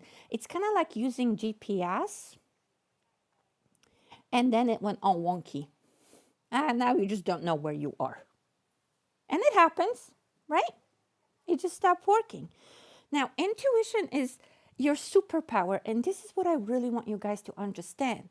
Intuition is your superpower, but there's something more. There's more. But wait, more. Logic is your superpower. What? You just said not? Yes, it is. Intuition and logic are best friends. What do you think about those cookies? Intuition and logic are best friends. They were always meant to support one another. Always. However, right now, logic runs the show. And intuition goes, hi. Intuition is so misunderstood because we think it's woman's intuition, right? Or that gut feeling, you can't trust that, right? You've been told not to trust it so many times. And now what? Well, I'm telling you to trust. I am asking you to build a relationship between your logic and your intuition. Because the myth that's out there is that intuition is for psychics, mystics, and spiritual people. Right? They got all the senses. Nah. I know, and I said that, right? No, you have it. You have all the senses because when you were born, you came with all your senses. You did. If I was to tell you, let's say, my favorite one is French fries, can you smell it? That's one of the senses. You have it. Everybody has it. Do you have imagination? Can you visualize things? If somebody tells you drive this way or what something looks like when they're explaining, can you see it in your mind's eye? They call that clairvoyance. Everybody has it. It's a muscle, whether you work with it or not. And intuition and energy uses all those senses to help you know what is right for you. But when you throw emotion on top of it, guess what? You just don't know what's going on out there. You don't. You don't know if it's a left, right turn. You're just like, oh, damn it, I'll just drive in circles. Right? But the thing is, all the answers are inside you. The key to unlocking it is learning that what you went through does not define who you are. What you do for your living. So see how I said I didn't say I was a store manager. I said I worked as one because that role did not define me. That was just a part of the journey. I am a mom, though, I'll tell you. Right? I am a mom because, So there's certain I ams. However, why would you let everything else define who you are, including your moods? It's just a moment, a sliver in time. It's an emotion that you're feeling. So I feel really crabby at this moment. What that means is you're not letting that emotion to take over your whole day and define you in that moment. You're just acknowledging that in a moment, I'm not the greatest. So you're giving yourself self-acknowledgement. When you self-acknowledge, nothing controls you. Nothing has power over you. Because you just acknowledged it. And you capped it. And then you can't find a way to change it. Now, we're talking about no more bypassing. Because we bypass our intuition all the time. And because we were again taught to trust our gut feeling, we detached from intuition, self-doubt came in. And because self-doubt came in, what else came in? I need somebody else to validate me now. Right? Somebody has to come and validate that what I'm doing, what I'm thinking, or what am I going to do? I need somebody else to help me because I'm done. Right? We're looking for somebody else to validate us now. And if we can't find that somebody to validate us, what do? We look for a person that we can resonate with and say, I'm like them. because we don't really know who we are because we are not trusting ourselves. So we need to see who we can embody in a way. Or imposter syndrome will come. Well, they're already doing it, so I can't. Well, she's so good at it, so I'm not. Well, I told her I wanted to do it, but she did it first, so I'm not going to do it. And then we put ourselves in competition with other people for what reason? To prove that we have a value. However, if you are so busy fighting for your worth, what are you doing? If you don't feel worthy, no one can tell you that you are. No one can tell you, no matter what you do. And I know, because I don't know. I'm like this, I'll prove you wrong. My mom would say, no, you're this. And I'm like, oh, you know what? I'll prove you wrong. And I would just do it just to prove her wrong.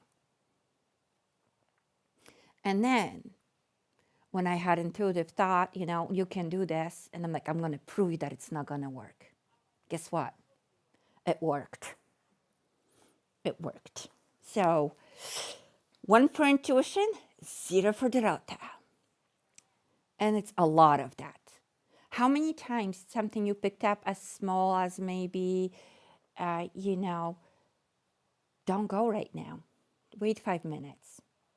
But you forced yourself to get out of the house because, I gotta do it. And, you got stuck in traffic or something else happened or you missed a friend coming over, right? Because, see, intuition is not about predicting future, as people say. Intuition is your inner compass.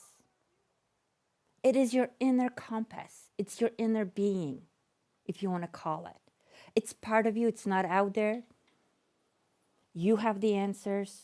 Nobody else does.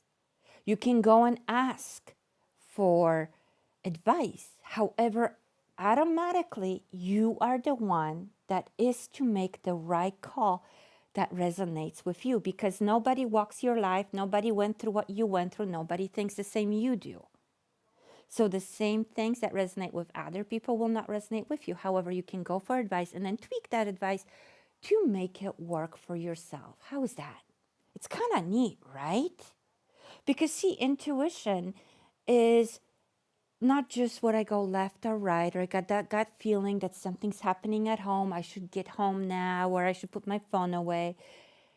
I put my website listening to my inner gut. Yep. Because it can be your marketing. You will get those ideas. You will get those different little notches that, try this. How about that? It will help you in the meetings, find the right opportunities. Intuition is not to tell you what your future is. It's to guide you through it, because you're creating your future every single day that you wake up. So me walking into a room and freezing, that's the path that I took. Now, if I walked into that room and said, let's say, Joe Schmo, and he didn't trigger me because I worked my emotional baggages that were attached to that, the triggers. I have a memory. I got to be careful with you, dude. All right, so how's everybody doing? I still acknowledge him, but how's everybody doing, right? Or her. Because, as girls, we put ourselves a lot in a competition. I don't know why we do it. It's almost like we're breaking that cycle now, right? But that person's not triggering me because I worked the emotion through it. And if I work that emotion through it, so guess what?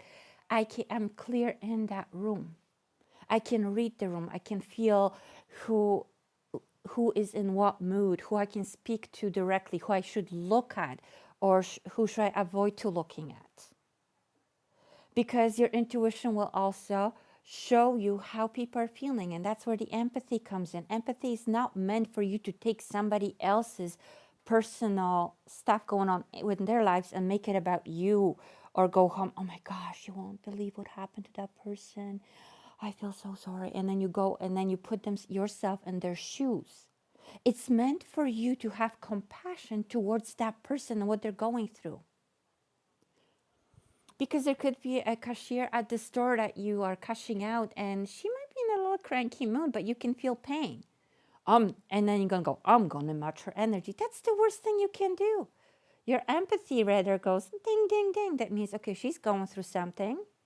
So I'm just going to be myself and get in, get out, because I really don't want to, I see she's a little rough, but I'm not going to go over unless I feel like she needs that smile. Right? Because when you're starting the new trend that is out there, matching people's energy, why would you do that? My energy is too expensive to be matching somebody's low energy. Like, hello, right? It's too expensive. Because then I have to work really hard to get back where I was. No, thank you. No, thank you. And again, your intuition works on energy. So what that means that you can pick up on things that are good for you, that are not, where to go, who speak to, how to do your websites, how to write your speech, or wing it, many ways. It's so much more. This is where if you don't tune in to your intuitive authority, you're allowing emotions run, not even logic, but emotions run your life. Because you still feel emotions, you're just processing them. You're not storing them. They're not your badge of honor that you went through it, because you know you went through it. But you don't need to go, look what I went through, right? But you need to process it. It's just like when Margaret was standing here and sharing her story about losing Isaac. She shared that with you guys, just openly, without putting any pressure on that, because she healed that part so she can show you what it's like, right? She didn't say, look what happened to me, feel sorry for me. No, she said, this is what I went through, and this is real. This is something that people don't talk about. Or when Mary shared her story, that all was shared for you guys to understand. It's just part of the story. It's not the main event. You're the main event. How you want to go with your life. It's about you. It's how you're going to show up for yourself. So trusting your intuition is actually easier than it sounds. Life is going to be lifing because it's doing the best, right? It's doing awesome at lifing. And it's not going to stop lifing because you got to start healing or because you entered this journey or you started this new job. It's not going to stop. It's going to keep lifing. However, your intuition can help you get through it unscathed. Things are still going to happen. It's how you're going to go through them that's going to change. Will you let it knock you down? Or will you work through the emotions and trust your intuitive nudges how to go through it? The person to talk to, what to do, stay in bed, get up, whichever way. There's just so much that your intuition does for you. It doesn't just tell you messages. It's kind of cool to really learn to trust yourself. But the bypassing happens so often because that logic's supposed to be the king. Everything has to be logical. Let's bridge the logic with intuition. Let's bring the two best friends back. Because intuitively you can pick up on things, and then logic will show you how to execute. Or logically you'd be like, oh, I should do it, but your intuition will go, not yet. See how they can beautifully dance together? They can be the best dancers ever. Think if that GPS is properly calibrated by you allowing yourself be yourself and not creating different people consistently in your mind that you need to be or want to be or have to be, you just simply go, you know what? I'm going to stop and I'm just going to be me. Learn to pause. When you're feeling anxiety, pause. Pause. It doesn't need to be hours. Pause. It could be just going to, the bathroom, washing your face, washing your hands, just something that can break it a little bit. Because those little pauses will bring you relief. They will bring you so much relief, and clarity will be able to come in. I'm just getting so excited. I'm speaking over my words now. Yeah, that's normal. But can you imagine When you walk in a room and you can own it because you showed up as you, not as a character that you're playing to own the room. Can you think how many opportunities will open for you because you showed up as you? You didn't come with an agenda. You know, you came in for what your needs are, but you didn't come here, I'm going to talk to that person. You just showed up as you. This is what I'm going to do. If it's going to work, it's going to work. And then it works even better than you expected. How amazing is that? How freeing is that? So I really would love for all of you, when you are experiencing emotions, don't hide them. Don't pretend they're not there. Just work through it. Because getting your power back, yes, there's a lot of saying, I get my power back. However, let's be frank, stop giving it away.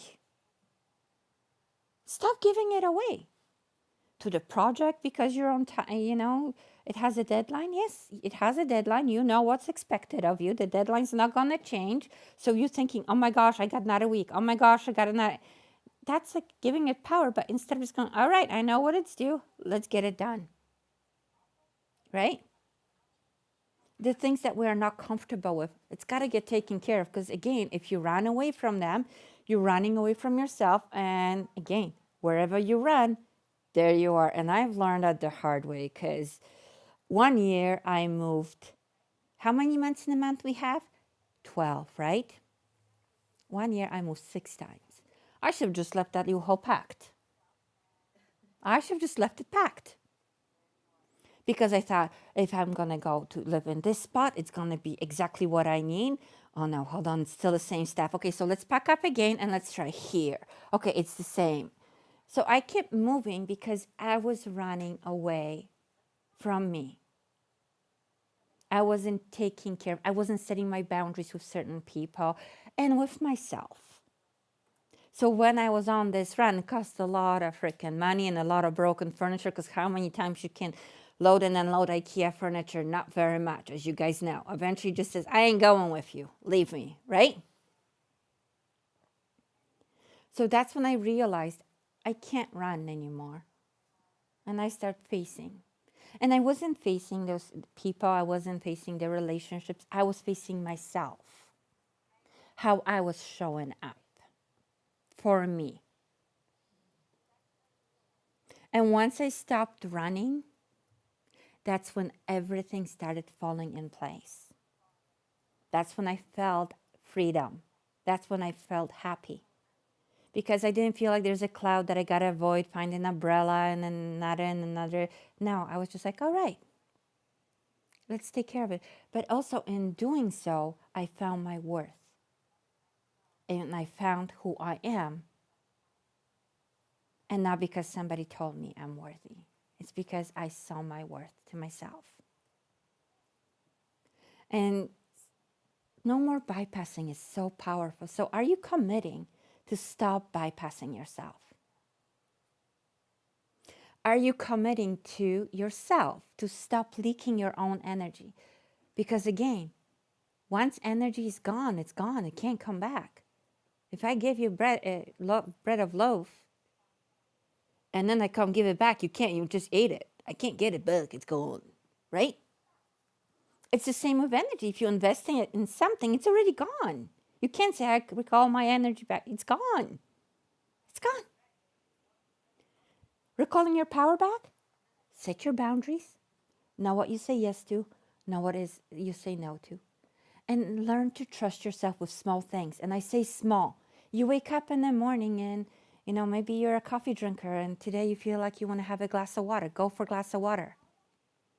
Because that's how you start self-trust. Not by making huge decisions. It's by those little small steps. And while you're drinking, let's say, that glass of water, your partner opens the fridge, goes, oh, there's no cream. And you're like, well, good thing I had water. Right? This is exactly how it happens. Okay, my son, I was driving around, well, I always drive, But I was hungry, and I'm like, okay, let's go something fast, because fast takeouts are freaking amazing. So I'm like, okay, am I gonna go to McDonald's or am I gonna go here? And then I hear no, no, no. So I ended up at Dairy Queen drive-thru, and as I am ordering my chicken fingers, with my buffalo sauce, the lady says to me, "Do you want anything else?" And I scream, "Banana split." And I'm like, what the, what? She's like, "Banana split." I'm like, "Yeah, sure." Well, I screamed at her, so I'm not going to say no now, right? So as I pull in to pay, my son calls. He says, "Where are you?" I'm like, "At Dairy Queen." And he goes like, "Can you get me banana split?" Guess what? Already paid for. It wasn't even for me. And that's also intuition. Because when you trust yourself, you connect to everyone that you love, all your friends or your family, and you just pick up on it. And you know things when you need to know. It's that simple.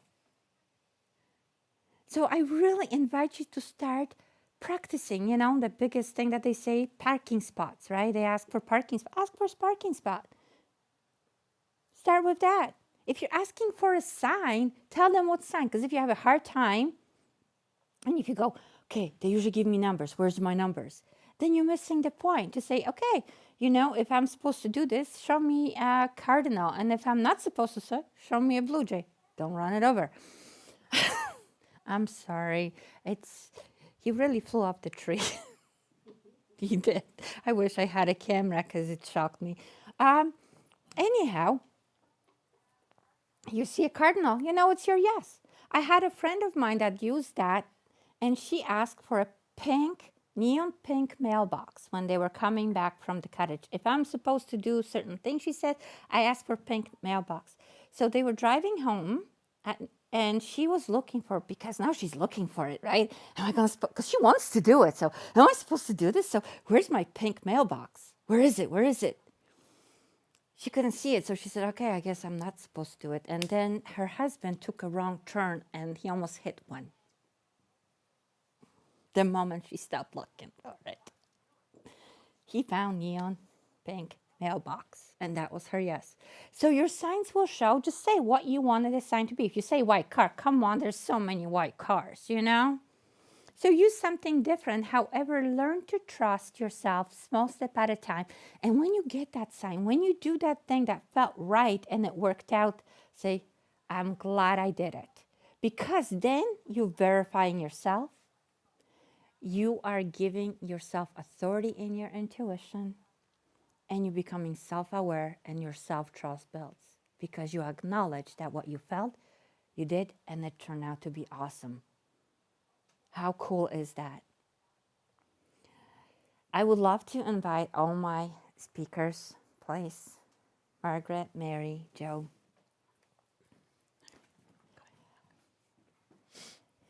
Hello, darling. Hello, Sunshine. Hello. And before we wrap it up, do you guys have any questions? Sure. What made you decide to? Sorry. You get the... What made you decide to do this event today or speak today? What brought the four of you amazing women together to come? What nudged you? What was your calling? What was your intuition? What's my intuition? The day was picked by my intuitively, and what nudged me for years, I've been telling people, because I'm a huge believer in self-trust.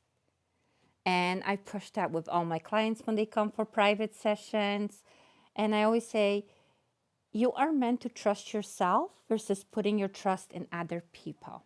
Because if you want me to make decisions for you, you're giving a power over your life to me. And I don't deserve that kind of power. Nobody does. It's your life. It's your choices. So it just came in. It's time to really start empowering people on a bigger scale and making them understand that intuition is part of them. It's a tool, and it's a beautiful tool that they have. that they don't need to go look for outside answers because they already know it. Thank you. Also, I wanted to address your emotional story of how you kept it in for so long.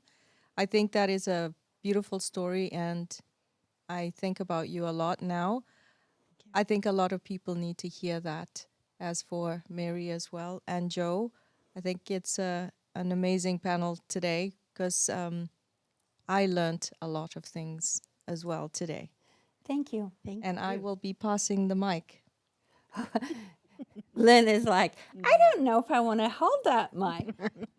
I have something I'd like to Do chat it. with you on, my friend. You said something and it really struck a chord about emotion. And what it resonated to me is that we hold our emotions as masks, right? We hold them as identity, but emotion actually stands for energy and motion. Exactly. It's meant to be. So when you feel your emotions coming in, you can acknowledge it. You can say, what are you here to tell me? But just remember that it's not for you to hold on to let that Yeah. go.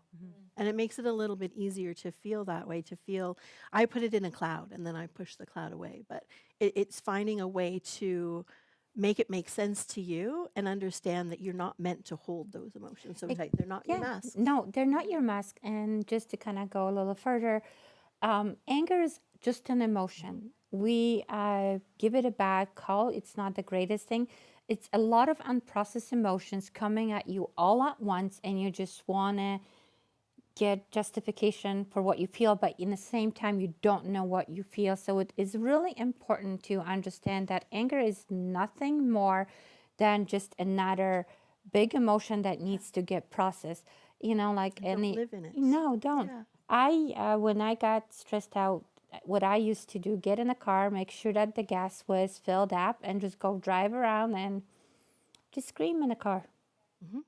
Scream therapy, it's a thing. Yeah, it's a It's an thing. absolute thing. It's a thing. Yeah. So because when you don't process it, next person that does something that you don't agree will get all of it. Yep. So whether it be a grief, because grief can turn into anger, like all emotions that are unprocessed end up creating anger. As well as triggers. Yes. Right? You touched on triggers and I really that resonated because what we know about triggers is we all have them. We all get triggered and triggers come up because we've been through things. Yes. And I'm sorry that people have been through things. I really and truly am. But it's our job to heal our triggers, not to live behind them, not to be an excuse, not to say, I can't see yellow because I break out in hives. You have to deal with it because if you don't, you will bleed on people who didn't cut you. Exactly. And that's not fair. And that is a big thank you for bringing that up because it is very important to understand your trigger is your responsibility. It's not somebody else's. It's your nervous system that's holding to something because it's afraid to let it go. Because if let's say if I said yellow again and you got triggered, I didn't say it to trigger you or anything else. This is just was part of the conversation. And now that anger gets put on me Right. because I said color yellow, which I had. It's not my responsibility to be aware. Now, if I'm set out to do it, that's a different That's right. conversation. That's intention. That's intention. But when there's no intention, then that is your responsibility to heal because there's so much that is happening. People go through so much traumas and stuff. And if we were to be mindful of every single second, you wouldn't leave the house. You wouldn't even answer the phone because there's just so much, right? So you have to choose. What are you Exactly. What are you choosing? What step are you taking today? Yeah. Yeah. There you go. Right? choosing? Absolutely. So that does actually lead to a question that I've been sort of thinking about, like this whole intuitive authority. I've learned so much from you guys today. There's so much noise in the world right now. Like, all of you were talking, how do we know to trust that it's actually us answering? So first of all, your intuition will never give you panic or anxiety. It will never give you panic because panic, anxiety, those are learned emotions. Those are emotions that you are taught to feel, to do, to resonate with, right? So I guess, how do we start to ask ourselves if this is our truth? Is this mine? Is this- It's is this- literally is this exactly the what truth? it is. Is this mine? Pause. And listen. And pause, honestly pause, because it was last week I was like really, when I was putting this whole event together, I was freaking out. Am I doing the right? Like it just became in so much turmoil because I was overwhelmed. I literally just shut down. I put my phone away. I put my laptop away, and I just went for a walk with Miss Iris, my dog, because and that was it. That was the quiet that I needed just to breathe and go back to your breath, because that's where it all starts, because we forget to breathe. Ground, You yeah. know, yeah.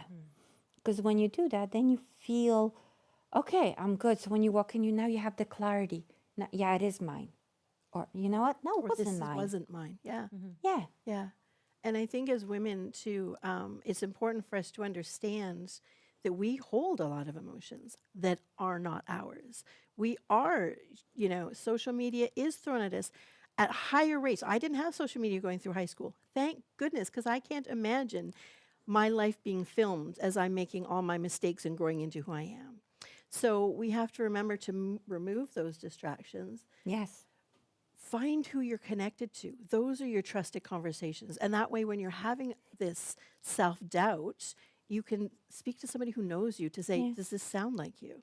Right? Yeah, and on Trust. speaking of social media, because a lot of us grew up without it, using it becomes hard because now you have a lot of influencers, you have a lot of different, Yeah. we're looking for likes, views, and how many followers you got without understanding that you can have 100 people that are just following you, but those 100 people really trust you and they maybe not clicking every post, but they come to you for a business. You can get a really huge deal without having 2 million followers. Yeah.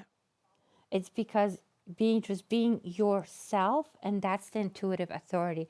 I'm being, instead of authentic self, because if you have to scream that, then you're not being authentic. Yeah. But if you just acknowledge it, then you're good. You find the Yeah. places you're connected. Find the people you're connected to. Find nature where you find that connection, where you feel your nervous system calm, and then ask yourself, is this mine? And how does that feel, right? You have to be able to get rid of those distractions and the shoulds and the masks and the people telling you how to live. And wait a minute, this is me. Does this feel right for me? Exactly. And there's a game, because we're talking also to women in business as well, or starting, because there's a lot of that. There's a lot of advice out there. It's like, what does it feel right? Because you can go and throw money on each app or each website designer and so on. You can keep throwing it and you still will not get the results you want because you don't know who you are. That leads to actually a really interesting point because we're also in this new era of AI. And AI is actually designed to agree with you over and over and over again. So you have to be really cautious because it can take you down the wrong path just because it's validating.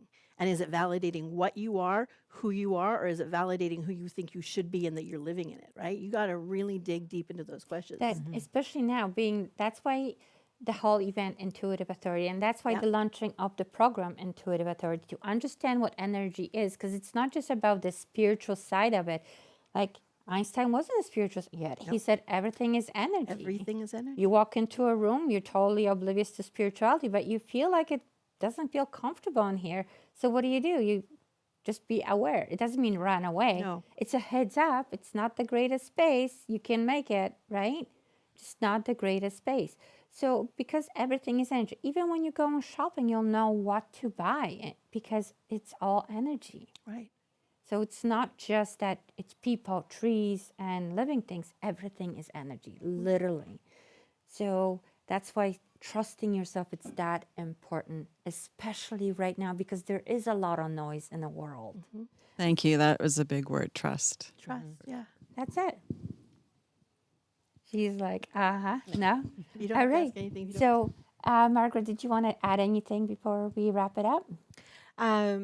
Just that to trust yourself in your own journey, to know what you need and to listen to what you need. And if someone's suggesting something that doesn't feel right, don't do it. Something I didn't mention in my speech that I meant to is that I have designed a grief assessment, and we'll tag it in the show notes afterwards, that if you're curious as to how much grief you have been experiencing through your life, take the assessment. It's 2 minutes, and it might just highlight some things that maybe you weren't aware of. Because I think knowledge is power. And It you is power. cannot heal what you're unaware of. Exactly. that would be my Knowledge is power, Mm-hmm. and you can use it wisely. Yes. Mary, do you have last words? I have a last word. I do. Um, we all have that feeling. It's that gut instinct. It's like we meet somebody instantly, and it's like, ooh, I don't like that. And then we meet somebody again another time, and we're like, oh, I have a good energy about you. And it's like, that's it. That's what you got to feel. It's like that's what it is. Stick to that feeling, and you can overcome it. And just like don't force. So if it's not feeling good, and you keep going, you keep taking those steps. Thank you for saying that. I'm gonna top. Let's look at this. We're going top and top and top, and I'm gonna top and top and top. The feeling is really important because how many times in your gut feeling you met someone and you felt like they're not really good person, but you forced yourself to have a relationship with them because somebody else said they're a good person, Or they're in your family. or even in the Right? family. A lot of people show up in your but family. in the same time, what happened was it was the worst thing you could have done for yourself. And then you go, well, why not? Didn't anybody warn me? Those nudges of this isn't the right person, or don't say certain things to that person. Keep it to yourself. Don't open your mouth. Yes, you're excited. Don't share. Trust this, because those are what you call red flags that you are going, nah, it's shiny. So it's not bypassing the red flags, because that's your intuitive nudges. You always consistently guide. You call them lessons later, but those were just exams that you chose to take where you didn't need to because you were told, this isn't your door, we're moving forward. And you go, but it's shiny, so let's go check it out. So yes, of course you learn stuff from it. However, that wasn't your lesson to learn. That was a chosen exam. How is that? So, and another thing is we have to stop saying that everything, of course, everything is a lesson, but oh, that's a lesson that was thrown at me. No, that's a lesson. Some lessons you chose to go through, because that's another bypass that we don't speak about. Is when we make a choice and it didn't turn out the way we wanted to. So we go, oh, that was just thrown my way. God or universe just threw it. But meanwhile, you were the one that decided to go there because you did get those little nudges, not to call that person, not to go to that spot, or so on. So that's when you start trusting your intuition. That's where things get simplified. You still go through lessons you're meant to, but you avoid a lot of detour. And come on, detour, you can come out of bruised up with detour with wheels off, right? Absolutely, we Right? can. Watch Did us. you ever go on a Watch detour us. that's detour after detour and you're like, oh my gosh, where am I? We call it the scenic route. Yeah. You just taking the That's scenic what we route. call it. Yeah, yeah. Yeah. And one small step is like we've given a lot of huge information and a lot of big things, and it's amazing and it's beautiful, but sometimes it's overwhelming. I think what we have to remember is start small. Start with just having that awareness, because once you become aware that what you heard here is applicable in life, now you can start making choices off your awareness. And the more choices you make that align with your awareness and work out for you, the more you begin to trust in your choices. And that's when you make bigger choices and create really aligned changes. Yeah. Keyword awareness. Self-awareness is the key to trusting your intuition, because it's showing you consistently. Yep. It's showing you consistently. And then your self-trust comes, Yep. your confidence comes back. Yep. Your confidence comes back, and clarity. And it's not a thing outside. to be ashamed of, to feel this way. No. There's actually like a psychological term for it. It's called cognitive dissonance. So it is so common that we've coined it. And that simply means pretending to be who you are and the stress of who you really are and the disconnect within that. We carry it. Yes. It's not to be shamed. It's just now you're aware and you start with your small steps. Yeah, and you it's keep a small following us. steps. It's a moment at a time. It really, guys, please understand, everything is a moment at Yeah. a time, not a day at a time. Do a moment. So if you have something to do right now, take care of that right now. Because it is one thing at a time, one moment at a time, one breath at a time. Yep. Because that's what creates. Your today is creating your tomorrow. Did you know that? That's why tomorrow never exists. Because how you show up for yourself today is going to carry you over to the next day. And that's why trusting your intuition, Your intuitive authority is that important. It doesn't matter where you are in life or what circumstances, because with the intuition, I got out of a lot of pickles. I can't even mention some, but yeah, I trusted my inner voice and it got me out quite a bit. Amazing. And my need to prove it wrong got me in quite a bit of mess. Like I said, Dorota is zero. Intuition, I think there's not enough words. No, and that's ego.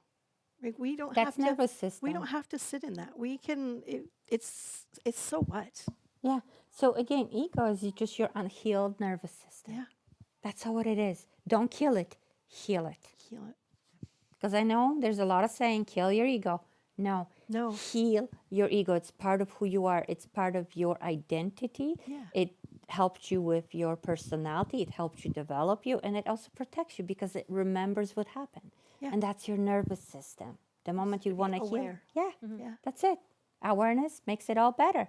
So on that note, I want to thank everybody that tuned in and that is watching even a replay, because I know a lot of people said they're going to watch a replay.